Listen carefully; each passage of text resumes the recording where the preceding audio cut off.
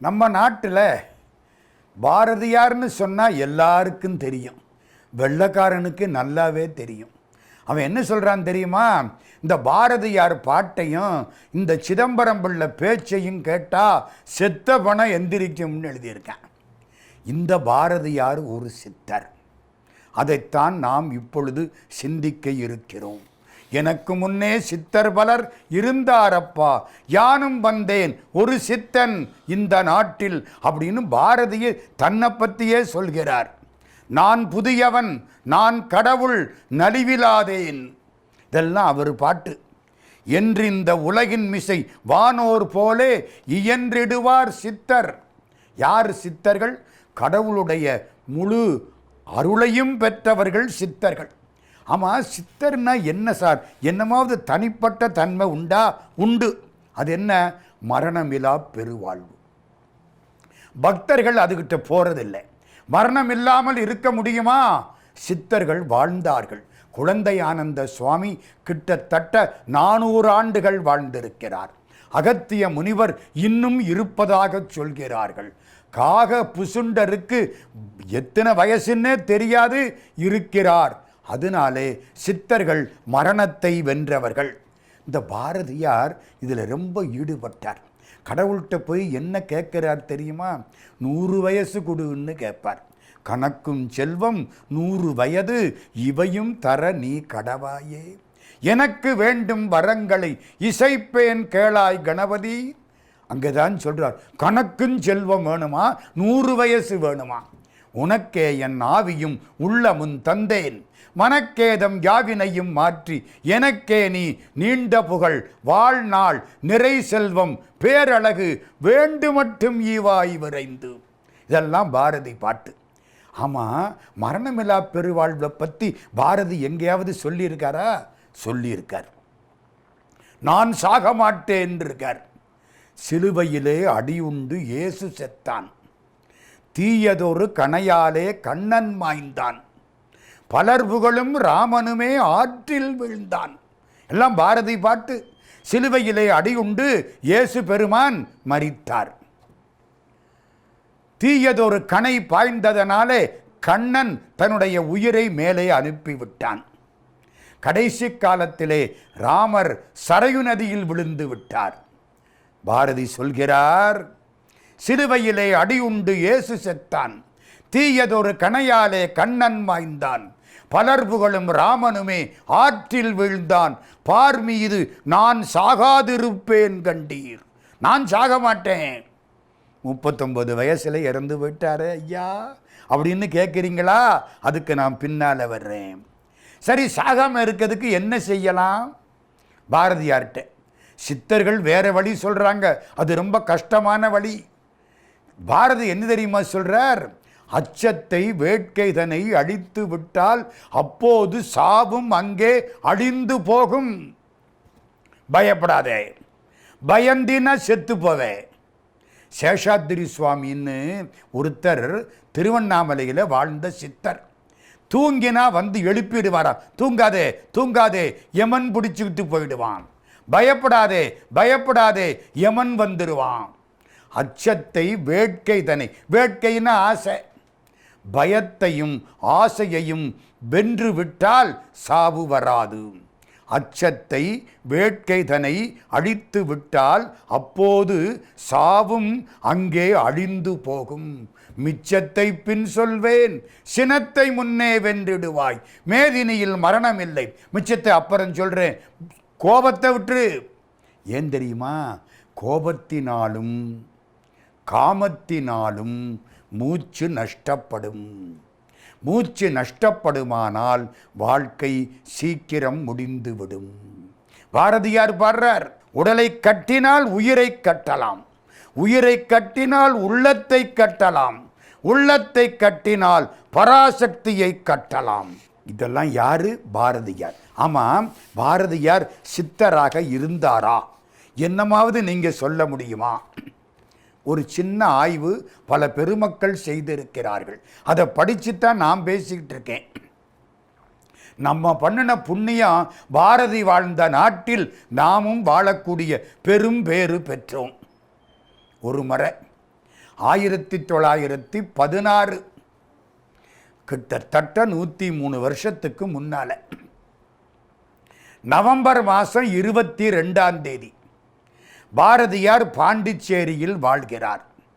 அவர் மறைகிறதுக்கு 5 வருஷம் முன்னால, நல வருஷம் கார்த்திகை மாதம் 8ஆம் தேதி புதன்கிழமை புயற்காற்றடித்தது. வரலாறு காணாத புயல், சுனாமி மாதிரி கடல் பொங்கிற்று. ஒரு தென்னை மர உயரத்துக்கு அலை வந்தது. பல வீடுகள் அழிந்து விட்டன. பாரதியார் அதுக்கு முதல் நாள் ராசா செட்டியார் வீட்டில் குடியிருந்தார். அங்கே ஏதோ ஒத்து வரல, வேற ஒரு வீட்டுக்கு குடி போயிட்டார். காலையில் விளக்கண்ண செட்டியார் வீட்டுக்கு குடி போயிட்டார். என்னடா அது வேடிக்கையாருக்கு பேருங்கிறீங்களா? பாரதியார் அந்த செட்டியாருக்கு வச்ச பேர் விளக்கண்ண செட்டியார். ஏன் தெரியுமா? வளவளன்னு பேசிக்கிட்டே இருப்பாராம். அதனால அவருக்கு பாரதி வச்ச பேர் விளக்கண்ண செட்டியார். ராஜா செட்டியார் வீட்டில் நேற்று இருந்தார். விளக்கண்ண செட்டியார் வீட்டுக்கு இன்னைக்கு வந்துட்டார். நேற்று ராத்திரி புயல் அடிச்சிருச்சு. இவர் காப்பாற்றப்பட்டார். சரியா சொல்லப்போனால் புயல் அடித்த பொழுது இவர் புது வீட்டுக்கு வந்துட்டார். அதான் சரி. அதனால இவர் இருந்த பகுதி காப்பாற்றப்பட்டது. நேற்றுக்கு இருந்த பகுதி போய்விட்டது. சொல்கிறார், நேற்றிருந்தோம் அந்த வீட்டினிலே, இந்த நேரம் இருந்தால் என்படுவோம். காற்றென வந்தது கூற்றம் இங்கே, நம்மை காத்தது தெய்வ மகிமை என்றோம். கடவுள் நம்மை காப்பாற்றி விட்டார். பெரிய பெரிய வீடுகளெல்லாம் சேதப்பட்டு விட்டன. இவர் இருந்த சிறிய வீடு பிழைத்து விட்டது. ராஜா செட்டியார் வீடு போச்சு, விளக்கண்ண செட்டியார் வீடு காப்பாற்றப்பட்டது. இவர் அடிக்கடி போவார். பாண்டிச்சேரியில் முத்தியால்பேட்டையில் கிருஷ்ணசாமி செட்டியார் வீடு.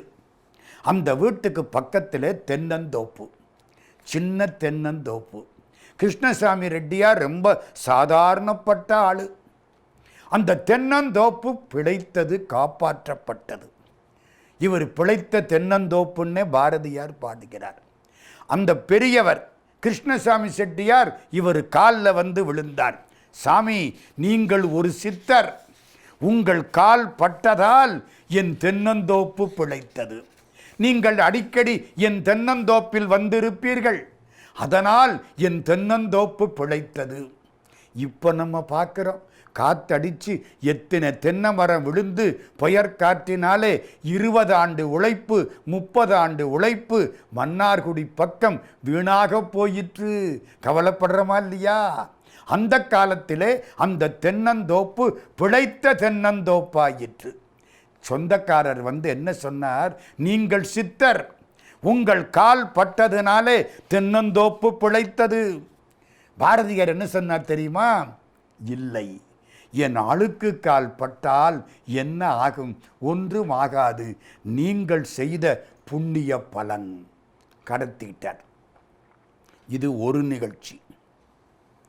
ரெண்டாவது முக்கியமான நிகழ்ச்சி, பாரதியார் ஒரு சித்தருங்கிறதுக்கு பல பேருக்கு தெரியாத ஒரு நிகழ்ச்சியை இப்பொழுது சொல்கிறேன். புதுவை, அதான் பழைய பாண்டிச்சேரி. புதுவை, செந்தமிழ் தென்புதுவை, ஈஸ்வரன் தர்மராஜா கோயில் தெரு. பாரதி வீட்டுக்கு பக்கத்தில் பொன்னு முருகேசம்பிள்ளை அப்படின்னு ஒருத்தர் வாழ்ந்து வந்தார். இந்த பொன்னு முருகேசம்பிள்ளை வசதியானவர். அவர் மனைவி சௌந்தரம்மாள். 2 பிள்ளைங்க, ராஜா பகதூர், கனகராஜு. வசதி அதிகம். பையனில் ஒரு பையன் ராஜா பகதூரை பிரான்ஸுக்கு அனுப்பிச்சு படிக்க வச்சார். அந்த காலத்தில் புதுச்சேரிக்கும் பிரான்ஸுக்கும் தொடர்பு உண்டு. இப்போ கூட தொடர்பு உண்டு. ரொம்ப பேர் அங்கேருந்து வந்து வாக்களித்து விட்டு போகிறார்கள். ஒரு காலத்திலே பிரெஞ்சு காலனியாக இருந்தது புதுச்சேரி. அதனால இந்த பிள்ளை பிரான்ஸில் போய் பாரிஸில் போய் படிச்சுக்கிட்டு இருந்தான். முதல் உலக மகா யுத்தம் தொடங்கிவிட்டது. 1914 முதல் 18 வரை. நான் சொல்கிற கதையெல்லாம் 15 ஒட்டி, 1915 ஒட்டி முதல் உலக மகா யுத்தம் தொடங்கிவிட்டது. தொடங்கின உடனே இந்த பொன்னு முருகேசம் பிள்ளைங்கிற கோடீஸ்வரருக்கு கவலை. என்ன கவலை? என் பிள்ளைய பாரிஸுக்கு அனுப்பிச்சிருக்கிறேன், அந்த மக்கள் எல்லாம் இப்போ சண்டை போட்டுக்கிட்டு இருக்கிறாங்க. ஜெர்மனி, இங்கிலாந்து, பிரான்ஸு எல்லாம் சண்டையில் வந்து விட்டன. என் பிள்ளைய இராணுவத்துக்கு அனுப்பிச்சிருவாங்களே, என் பிள்ளை உயிரோட வரமாட்டானே. பொன்னு முருகேசம் பிள்ளைக்கு கவலை. ராஜா பகதூர் இராணுவத்தில் சேர்ந்து விட்டால் நான் என்ன செய்வது? அழுதார், யோசிச்சார். கட்டாயப்படுத்தி விடுவார்களே, படுத்த படுக்கை ஆயிட்டார். இருக்கவங்கள்லாம் பார்த்தாங்க, என்ன செய்யறதுன்னு புரியலை. ராஜா பகதூருக்கு தகவல் அனுப்பினார்கள். அந்த பையன் என்ன சொன்னா, அங்கேருந்து இந்த கப்பலில் நான் புறப்பட்டு வர்றேன். அந்த காலத்தில் இந்த செய்திகள் வர்றதுக்கே ரொம்ப தாமதமாகும். நம்ம இன்னைக்கு கையில் என்னத்தையோ வச்சுக்கிட்டு அரை நிமிஷத்தில் எல்லாத்தையும் பேசிவிடுறோம், கேட்டுவிடுறோம். அப்போ அதெல்லாம் கிடையாது. தந்தி அடிக்கணும், தந்தி வந்து சேரணும். ராஜா பகதூர் அங்கேருந்து தந்தி அடித்தான். இன்ன கப்பலில் புறப்பட்டு நாம் சென்னைக்கு வந்து பாண்டிச்சேரிக்கு வந்துடுறேன். அப்பாவுக்கு மகிழ்ச்சி, அப்பா என் பிள்ளை வந்துடுவான். 4 நாள் கழித்து ஒரு செய்தி வந்தது, அந்த கப்பல் முழுகி விட்டது, எல்லோரும் இறந்து விட்டார்கள். இவருக்கு எப்படி இருக்கும்? என் பிள்ளை அங்கே இருந்திருந்தா கூட பொழைச்சிருப்பானே, இந்த கப்பலில் வந்தானே, இறந்து போயிட்டானே. படுத்த படுக்கையாயிட்டார், இழுத்துக்கிட்டு கிடக்கு, கஷ்டப்படுறார். கவலை அதிகமாக போனால் நோய் கூடும். எந்த மருந்தும் அவருக்கு ஒன்றும் செய்ய முடியலை. சுற்றி இருக்கவங்க பார்த்தாங்க, இவரை காப்பாற்றணும், பொன்னு முருகேசம் பிள்ளைய காப்பாற்றணும். பொய்த்தந்தி ஒன்று அடித்தாங்க. அந்த கப்பல் முழுகி போகலை, வேற கப்பல் முழுகி போச்சு. ராஜா பகதூர் வரக்கூடிய கப்பல் வந்து சேர்ந்து விடும் அப்படின்னு யாரோ தந்தி கொடுத்ததா பொய்த்தந்தி அடித்தாங்க. அதை பார்த்தாவது இந்த ஆள் எந்திரிக்கட்டுமே. பொன்னு முருகேசம் பிள்ளை அந்த தந்தியை பார்த்து நம்ப மாட்டேங்கிறார். அது என்ன, அன்னைக்கு ஒன்று சொன்னீங்க, இன்னைக்கு ஒன்று, இதெல்லாம் எப்போங்கிறீங்க? இன்னைக்கு இல்லை, இன்னைக்குன்னா உடனே கண்டுபிடிச்சி விடுவோம். 1915 100 வருஷத்துக்கு முன்னால். நான் நம்ப மாட்டேன், நீங்கள் என்னமோ பொய் சொல்கிறீங்க. பாரதியார் சொன்னால் நம்புவேன், வேற யாரும் சொன்னால் நம்ப மாட்டேன். இப்போ என்ன பண்ணுறது? எல்லாரும் பாரதியார்கிட்ட வந்தாங்க. பொன்னு முருகேசம் பிள்ளை சாக கிடக்கிறார். செத்து போனால் கூட நிம்மதியாக சாகணும். என் பிள்ளை வரலையே, என் பிள்ளை போயிட்டானே அப்படிங்கிற கஷ்டத்தோடு சாகப்படாது. பாரதியார் அவர்களே, நீங்கள் வந்து எப்படியாவது பொன்னு முருகேசம் பிள்ளைக்கு என்ன சொல்லணும்? உங்கள் மகன் சாகலேன்னு சொல்லணும், காப்பாற்றப்பட்டான்னு சொல்லணும். பாரதியார் எப்படி சொல்லுவார்? பொய் சொல்லி பழக்கம் கிடையாது. நம்மளாக இருந்தால் ஒரு நிமிஷத்துக்கு 50 பொய் சொல்லிடுவோம். பாரதியாருக்கு அந்த பழக்கம் கிடையாது. என்ன செய்கிறது? துடிச்சார், யோசிச்சார். கடைசியில் அந்த பக்கத்தில் வந்தார். இவர் பாரதியாரை பார்த்தார். பாரதியார் என்ன சொன்னார் தெரியுமா? கப்பலே கவிழ்ந்தாலும், அது கவிழ்ந்துருச்சு, கப்பலே கவிழ்ந்தாலும் ராஜா பகதூரை பராசக்தி காப்பாற்றுவாள், அவன் வருவான். இதான், இதை ஒன்றும் தப்பு இல்லையே, பொய் இல்லையே. கப்பலே கவிழ்ந்தாலும் ராஜா பகதூரை பராசக்தி காளி மாதா காப்பாற்றுவாள், அவன் வருவான். பரவாயில்ல, பாரதியார் சொல்லிவிட்டார். பொன்னு முருகேசம் பிள்ளைக்கு கொஞ்சம் மகிழ்ச்சி. அன்னைக்கு ராத்திரி அந்த மகிழ்ச்சியோடு இறந்து போயிட்டார். நமக்கு என்ன சந்தேகம் சார்? சித்தர்னு சொன்னீங்களே, சித்தர்னா அவங்க சொன்னதெல்லாம் நடக்குமே, பாரதியார் சொன்னாரே, நடந்துச்சா? கேட்குறோமா இல்லையா? 15 நாள் கழித்து அந்த ராஜா பகதூர் உடம்புல காயங்களோட வந்துட்டான் வீட்டுக்கு. என்னன்னு கேட்குறா அம்மா சௌந்தரத்தம்மாள். கப்பல் கவிழ்ந்தது உண்மை, நான் கடலில் விழுந்ததும் உண்மை. எப்படியோ ஒரு படகு இருந்துச்சு, அதில் யாரோ தூக்கி போட்டாங்க, பொழைச்சி வந்துட்டேன், இத்தனை நாள் ஆகிப்போச்சு. அந்த அம்மா என்ன சொன்னாங்க தெரியுமா? பாரதியார் காலில் போய் விழு, பாரதியார் சித்தர், அவர் சொன்ன வாக்கு நிறைவேறிவிட்டது. காலையில் பொங்கல், அப்போ தைப்பொங்கல். பாரதியார் கையில் பைசா கூட கிடையாது. என்னைக்குமே அப்படித்தான். கையும் சுத்தம், பையும் சுத்தம், மனசும் சுத்தம். தமிழில் காசுன்னா குற்றம்னு அர்த்தம். அவர் காசு இல்லாதவர், எப்படி வேணாலும் அர்த்தப்படுத்திக்கலாம். நாளைக்கு காலையில் பொங்கல், கையில் காசு இல்லை, இவர் வாடு உட்கார்ந்துருக்கார். பெண்டாட்டி செல்லம்மாள் அந்த பக்கம், 2 பெண் குழந்தை. என்ன பண்ணுறது? தமிழ்நாட்டு பொங்கல் பண்டிகை, நாளைக்கு ஒன்றும் செய்ய முடியாது. பிள்ளைகளுக்கு ஆடை இல்லை, அம்மாவுக்கு ஆடை இல்லை, நிம்மதி பேசாமல் உட்கார்ந்துருக்கார். என்னன்னு வந்து அந்த அம்மா கேட்குறா, பராசக்தி பார்த்துக்குவா. என்னங்க இப்படி இருக்கிறீங்களே? கவலைப்படாதே, நம்புவதே வழி என்ற மறை இதனை நாம் இன்று நம்பி விட்டோம். கும்பிட்டேன் நேரமும் சக்தி என்றால் உன்னை கும்பிடுவேன் மனமேன். அம்புக்கும் தீக்கும் விடத்துக்கும் நோவுக்கும் அச்சமில்லாதபடி உம்பர்க்கும் இம்பர்க்கும் வாழ்வு தரும் பதம். ஓம் சக்தி ஓம் சக்தி ஓம், பராசக்தியை நம்பு, அவள் காப்பாற்றுவாள். அந்த அம்மாவுக்கு ஒன்றும் புரியலை. இந்த மனுஷன் இப்படித்தான் சொல்லுவார். ராத்திரி 8 மணி ஒரு கதவு தட்டப்பட்டது. ஜவுளிக்கடையிலேருந்து ஒரு ஆள் வந்து நிற்கிறான். சாமி, இதை உங்கள்கிட்ட கொடுத்துட்டு வர சொன்னார் முதலாளி.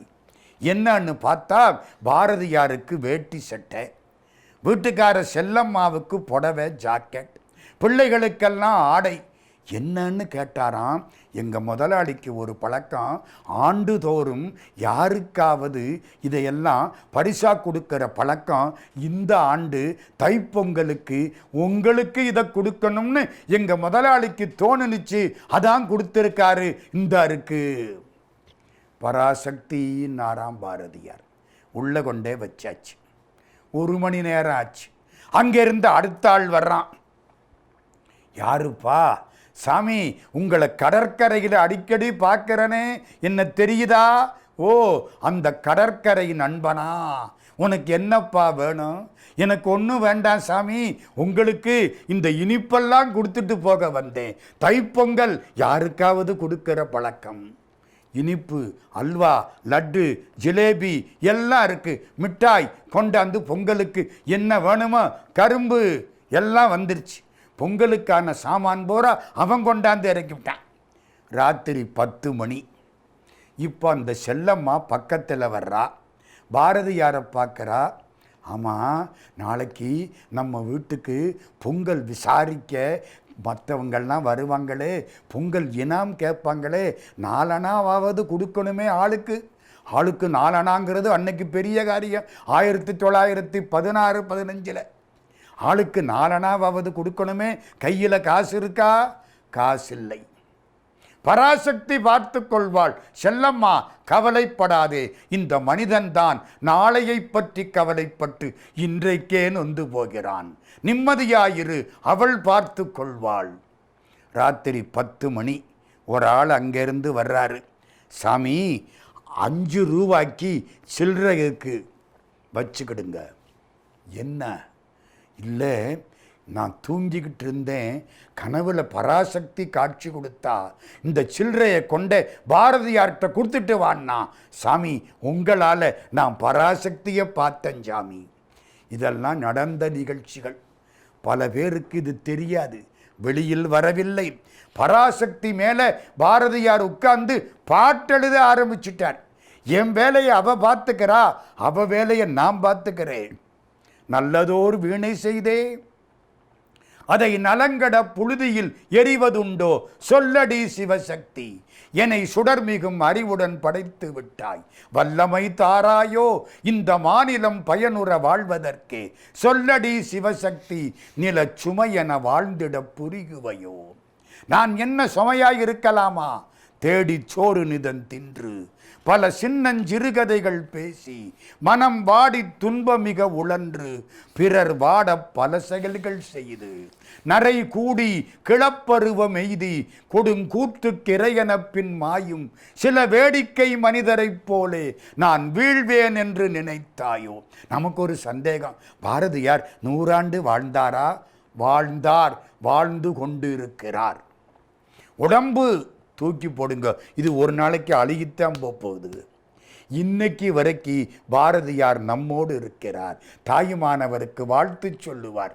என்றும் இருக்க உளங்கொண்டாய் இன்பத் தமிழுக்கு இலக்கியமாய் இன்றும் இருத்தல் செய்கின்றாய் இரவாய் தமிழோடு இருப்பாய். நீ தமிழ் வாழும் காலம் வரை தாயுமானவனே நீ இருப்பாய். அது மாதிரி தமிழ் வாழும் காலம் வரை பாரதியார் நம்மோடு இருக்கிறார்.